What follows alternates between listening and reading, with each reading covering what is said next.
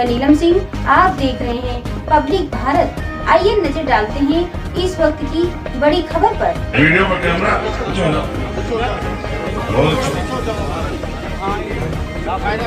बहुत बहुत धन्यवाद।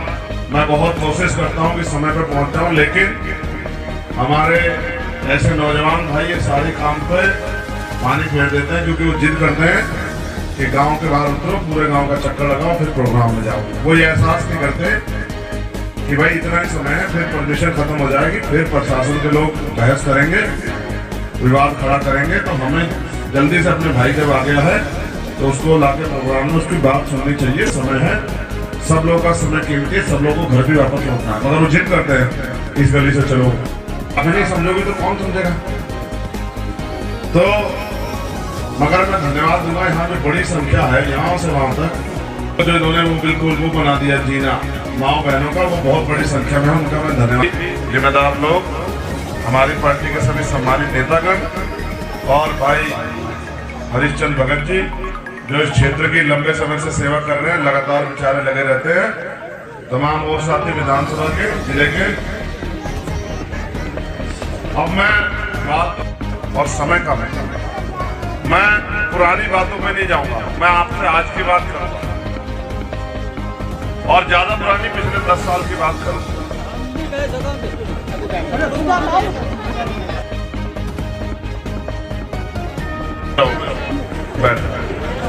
शांत हो जाओ, शांत, मुस्कुराओ मत।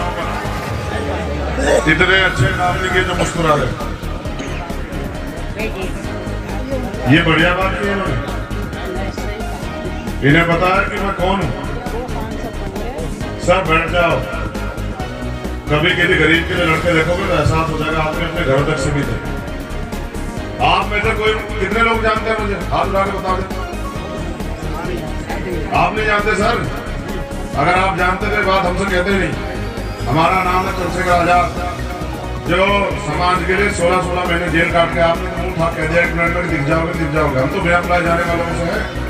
ये जो हमारी बहने माए बेटे, बताओ किसी गरीब पे हाथ जाती तो चंद्रशेखर जाता है नहीं जाता? बताओ, क्या मैं कोई नौकरी बिना रोजगार करता हूँ क्या? मैं 24 घंटे समाज की सेवा करता हूँ। एक लाठी पड़ती है ना तो जीभ बाहर निकल जाती है, मैं 250 लाठी खा के जिंदा खड़ा हूँ, गोली खा के भी। समाज के लिए मेरी कोई व्यक्तिगत लड़ाई नहीं है। मेरे पर जितनी आपकी उम्र है, इतने मुकदमे मेरे ऊपर, वो मेरा उनमें से एक भी व्यक्तिगत नहीं है। आप कल का अखबार उठा लेना, आज के मैं छपाओ तो मेरे मुकदमे जो मैंने नामांकन किया, ठीक है। 40 तो मुकदमे मेरे पास वैसे चल रहे हैं कोर्ट में, और बाकी कितने पेंडिंग है ये भी नहीं पता, और इनमें से एक भी मेरा नहीं है। सब गरीबों की लड़ाई लड़ते हुए। बहुत अच्छी बात कही। आप ठेकेदारों को नेता मानते हो, उद्योगपति को नेता मानते हो, पैसे वाले को नेता मानते हो, लंबे कुर्ते वालों को नेता मानते हो, आप रानी महारानी के बेटे को नेता मानते हो, आप जो 20-50 साल से राजनीति कर उसको नेता मानते हो, नए आदमी को मौका नहीं देते हो, और ये कहते हो जिंदगी बदल नहीं रही। कहाँ से बदल जाएगी? चोर लुटेरों को नेता मानते हो, डकैतों को नेता मानते हो, भ्रष्टाचारियों को, घूसखोरों को, कमीशन एजेंटों को नेता मानते हो। नेता कैसे होते हैं? नेता सुनो ऐसे होते हैं कि अपने 4 बच्चे कुर्बान किए बाबा साहब अम्बेडकर ने, जब जाके आज बैठे हम लोग मंच में, इन्हें कहते हैं नेता। अपने पूरी जिंदगी कुर्बान की माने और काशी राम साहब ने, उनको कहते हैं नेता। चौधरी चरण सिंह जी जमींदारी उन्मूलन जाके किया, तब जाके गरीबों के पास जमीन आई, और एक शेरवानी में प्राइम मिनिस्टर होते हुए पूरी जिंदगी काट दी, इन्हें कहते हैं नेता। प्राइम मिनिस्टर आज के 10 करोड़ का सूट पहनते हैं, उनको भी आप नेता मानते हो। और कुछ लोग तो उनको भगवान मानते हैं कि भाई वो तो युग पुरुष आ गए, वो 1 नंबर के झूठे, धर्म के जाति के आधार पर राजनीति करते हैं, लोगों की भावनाओं से खेलते हैं। जब भी कोई इनसे सवाल करता है तो धर्म को बीच में ले आते हैं। जब भी कोई सवाल खड़ा करता है तो उसमें धर्म विरोधी होने का ठेका लगा देते हैं कि धर्म विरोधी है। आज किसान इस देश में बेहाल है। अखबार पढ़ा करो, 27 रुपये आए हैं किसान की। 27 रुपये बताओ, घर पूरे दिन का खर्चा उठ जाता है ना, उठ जाता है परिवार का। 27 रुपये अगर कोई आपके घर में आ जाएगा मेहमान तो 50 रुपये का नाश्ता और चाय में लगेगा खर्चा। सरकार कहते हैं 27 रुपये आए में किसान खुशहाल है। आज मजदूर को मनरेगा के जरिए जो पहले 100 दिन का वादा हुआ था, 25 दिन काम नहीं मिल रहा। 25 दिन 300 रुपए का, 350 का सिलेंडर 1150 रुपए का हो गया। 120-30 रुपए का आने वाला बिजली का बिल 600 रुपए का हो गया। 20 रुपए की आने वाली दवाई 100 रुपए की होगी। 45-50 रुपए का पेट्रोल 100 रुपए का हो गया। 60 पैकेट 70 रुपए का आने वाला खाद तेल, सरसों का तेल 200 रुपए का हो गया। एक जूता चप्पल जाके देखोगे बाजार में तो पता लग जाएगा कि कम सड़े से सड़ा जूता 200-400 रुपए का आता है। और ये सरकार 500 रुपए पेंशन देती है वृद्धाओं को, विधवाओं को, विकलांगों को, वो भी सबको नहीं देती। वो कहती है 500 रुपए में पूरे महीने खर्च चल जाएगा। कहां से मिलेगा पूरे महीने खर्च? 500 रुपए में सर्दी में सोल नहीं आता, एक अच्छी सी जर्सी लोगे वो नहीं आती। तो ये पूंजीपतियों की, पैसे वालों की सरकार है और ये उनके लिए काम कर रही है। ये आपका 10,000 रुपए माफ नहीं करेगी, लेकिन पैसे वालों का ये लाखों करोड़ रुपए माफ करती है। इन्होंने कहा हम काला धन लाएंगे और इनके कितने ही पूंजीपति मित्र लाखों करोड़ रुपए लेके आधे देश से गायब हो गए। आपने तब नहीं माना, अच्छी बात हुई। पहले हर साल नौकरी आती थी, आर्मी की भर्ती आती थी, पुलिस की भर्ती आती थी, टीचर भर्ती होते थे, पटवारी सेक्रेटरी भर्ती होते थे, रेलवे भर्ती आती थी। गांव से 4-5-6 बच्चे नौकरी लगते थे। जिनके बच्चे नौकरी लगते थे उनकी जेब में पैसे आते थे।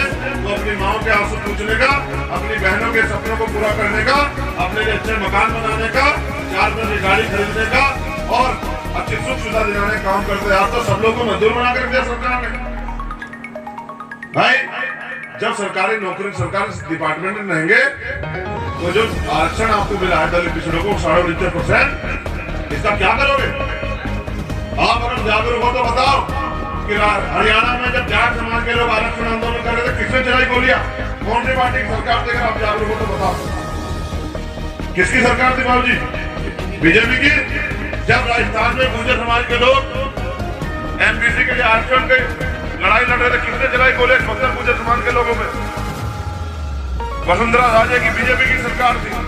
जब 2 अप्रैल 2018 का आंदोलन हुआ, 17 दलित समाज के बच्चों को गोली से भूनने वाली किसकी सरकार थी? ये भारतीय जनता पार्टी की सरकार थी। पुरानी पेंशन खत्म करने वाली किसकी सरकार थी? अटल जी की सरकार थी, भाजपा की। और आज सारी सरकारी नौकरियों, सरकारी डिपार्टमेंट को अडानी अंबानी को बेचने वाली किसकी सरकार है? भाजपा की सरकार। ये जो हमारे पुलिस के भाई खड़े हैं, इनको भी नहीं पता कि देश में मानव रहित थाने बन रहे हैं। पहला थाना गुजरात में बन गया है, कल इनको भी नौकरी से निकाल के इनको कहेंगे कहीं जाओ। अब वो नया कानून लिया है, 40 बच्चों से कम जिस स्कूल में होंगे वो स्कूल बंद करेंगे। किसके बच्चे पढ़ते हैं प्राइमरी स्कूल में? इन्हीं गरीबों, किसानों, मजदूरों के बच्चे, पैसे वालों के बच्चे नहीं पढ़ते। क्या है आपके क्षेत्र में? मैं जाऊंगा, मेरी शक्ल देख लेना आप लोग, मुझे ताकत मत देना। अपने दिल में जो पीड़ा है, जो लोग तैयार किया, जिसने पार्लियामेंट में जाकर कि गरीबों का भी अच्छा इलाज हो सके, उनकी जेब कटनी बंद हो। कौन सा नेता ऐसा जिसने कहा कि बेटियों के लिए वहाँ डिग्री कॉलेज नहीं है, एफटी नहीं है, मेडिकल कॉलेज नहीं है, डेंटल कॉलेज नहीं है? कौन सा नेता? अच्छा नेता जिसने कहा कि बहन बेटे को रोजगार देना है? किसने कहा? आप जिनको बनाते हो वो तो 70 काम के पढ़ के सोते हैं। आप जाति धर्म के आधार पर नेता मानते हो, आप कर्म के आधार पर नेता नहीं मानते हो। हम जिनको गुरु मानते हैं, सतगुरु रविदास जी महाराज, उन्होंने कहा रविदास चरण के काल में हो ना कोई नीच, नर को नीच कर डाली है ओसे कर्म की प्रीत। जो इस देश में गलत काम करेगा, चाहे वो मोदी जी हो या कोई और हो, वो बुरा हो सकता है। जाति के आधार पर, धर्म के आधार पर कोई बुरा नहीं हो सकता। और मैं आपको कहना चाहता हूँ, चंद्रशेखर आजाद तो 11 साल से लड़ाई को लड़ रहा है। आप अगर जागरूक हो तो बताओ। जब मैं सहारनपुर की लड़ाई लड़के 16 महीने जेल में रहा, तो वो जब झगड़ा हुआ वो मुझसे 60 किलोमीटर दूर है, मेरा क्या लेना देना उससे? मगर मुझे अपने लोगों की चिंता है। जब मेरी माओ का अपमान होता है, मेरी बहनों के सम्मान से खेला जाता है, जब मेरे भाइयों को अपमान किया जाता है, तो मुझे तकलीफ होती। क्या छुआछूत खत्म हो गई देश में से? अभी आपने देखा राजस्थान में मटकी छूने पर हत्या हुई या नहीं हुई? आपने देखा मुझे रखने में जितेंद्र मेघवाल की हत्या हुई या नहीं हुई? क्या आज भी गोलियां नहीं रोकी जाती है? आज भी शमशान में हमें जाने नहीं दिया जाता, आज भी मंदिर में हमें घुसने नहीं दिया था। वाल्मीकि समाज के लोग मध्य प्रदेश में भी शिव मंदिर जा रहे थे, मना कर दिया वहां के ताकतवर लोगों ने कि घुसने नहीं देंगे। आज भी छुआछूत भेदभाव है। तो क्या हम जानवर हैं? हम इस देश में ना जानवर हैं, हम इस देश में इंसान हैं और हमारे भी सपने हैं। गरीब, कमजोर, किसान, मजदूर, महिलाएं भी देश में स्वाभिमान सम्मान से जीना चाहती हैं और ये अधिकार हमें दिया है तो बाबा साहब अम्बेडकर के संविधान में दिया। मैं धन्यवाद करता हूँ बाबा साहब का कि बाबा साहब ना होते तो आज चंद्रशेखर आजाद प्राइमरी स्कूल के मास्टर का बेटा यहाँ इस मंच पे खड़ा होकर बोलने रहा होता। और ये कमाया मैंने, ये पैसे में बुलाई भीड़ नहीं है। इतनी भीड़ नेताओं की रैलियों में नहीं होती है जितनी गांव में मुझसे प्यार करने वाली मेरी माँ बहने, मेरे नौजवान भाई और बुजुर्ग निकल के आते हैं, नेताओं की रैलियों में नहीं होती है। आप करा के देख लो, ये पैसे में बुलाई भीड़ नहीं, ये अपने खून से प्यार करने वाली भीड़ है जो ये जानते हैं ये मेरा परिवार है कि अगर ये चंद्रशेखर आजाद अपने पैरों पे खड़ा हो गया तो किसी गरीब पे कोई शोषण नहीं कर पाएगा, किसी बहन बेटी का अपमान नहीं कर पाएगा और उनके भाई बेरोजगार नहीं घूमेंगे, उनपे कोई जुल्म नहीं कर पाएगा। मैं जिससे भी लड़ता हूँ, मेरी जमीन की कोई लड़ाई नहीं है, लेकिन जब आप पे जुल्म होता है तो मैं आपको उस जुल्म को होते नहीं देख पाता, इसलिए मैं लड़ता हूँ। और क्यों ना लड़ूं, जब बाबा साहब हमारे लिए लड़े तभी तो आज हम यहाँ हैं। अगर हम नहीं लड़ेंगे, देखिए किसने हमारी सुनवाई की, किसने हमें न्याय दिया? हमें जो कुछ भी मिला मांगने से नहीं मिला, हमारे महापुरुषों की कुर्बानी से मिला है और हम अपने महापुरुषों की कुर्बानी बेकार नहीं जाने देंगे। हम इस देश में गुलामी की बेड़ियां किसी भी कीमत पर नहीं सहेंगे। हमें हिम्मत है कि हम इस भारतीय जनता पार्टी को रोक के दिखा सकते हैं। हमें हिम्मत है कि हम अपने संविधान की रक्षा कर सकते हैं। हमें हिम्मत है, हम क्रांतिकारियों के वंशज हैं कि हम शहीद आजम भगत सिंह को भी मानते हैं और बाबा साहब अम्बेडकर को भी मानते हैं। हम अपने प्राणों का बलिदान देके भी अपने राष्ट्र की रक्षा करेंगे और राष्ट्र सिर्फ इसलिए नहीं होता कि चंद पूंजी में करेंगे और बाकी 90% लोग गुलामी का जीवन जिएंगे। आप हिस्ट्री पढ़ो, अखबार पढ़ो, न्यूज चैनल खोलो, इंस्टा देखो, ऑन रिकॉर्ड बात बता रहा हूं। इस देश के 15% लोगों पे इस देश की 90% पूंजी है और इस देश के 85% लोग 10% पूंजी से अपना जीवन जी रहे हैं। इसको साधारण भाषा में समझाता हूं।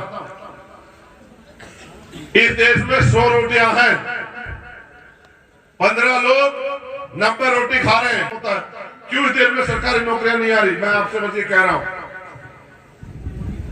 मैं जज्बाती व्यक्ति नहीं हूं, मैं पढ़ा लिखा वकील हूं।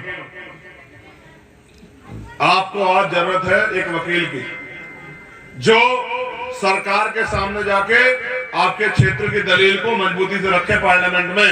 क्योंकि प्रैक्टिकल बात सुनो, माँ अपने बच्चों को तब तक दूध नहीं पिलाती जब तक बच्चा रोता नहीं। मेरी माँ बैठी है, बता देना मैं झूठ बोल रहा हूँ क्या? अगर वो घर का काम कर रही हो और बच्चा चैन से पड़ा रहे तो क्या दूध पिलाती है या उसके रोने तक का इंतजार करती है? सच बताओ। स्वस्थ रहने के लिए इस्तेमाल करें अयोध्या धाम का श्री राम नाम स्पेशल निरोगी चूर्ण और बुकनों।